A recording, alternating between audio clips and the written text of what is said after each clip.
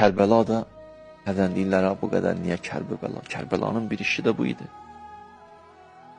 Qorudu İslamı, qorudu dini, qorudu Quranı. Qarşılar üçün Quran əhəmiyyətli deyildi Bəni Ümeyyə üçün. İnşallah səbirli olun, bu 10 gündə gecələri qulaq asarsınız. Bəni Ümeyyə üçün Quran, din mühüm deyildi. Qiyamət mövzusu boş-boş söhbətlər idi. Siz baxmışsınız yəni ki, o İmam Hüseyin üçün nə deyir? İmam Hüseyini vuranda deyir, mən Aşuran söhbətlərini eləməyim. Kəsik başını vuranda əlindəki çubuğuna deyirdilər, qiyamət var, məad var, Peyğəmbər gəl. Boş-boş söhbətlərdir, Yezdin sözüdür, o Muaviyyənin əziz balasının. Yezid elə Muaviyyənin tayı, Muaviyyə Əbu Sufyanın tayı, Bəni Ümeyyə bu cür nə? İmam Hüseyin qorudu, Quranı saxladı. Haqq qoydu bütün İslam dünyasının boyunda.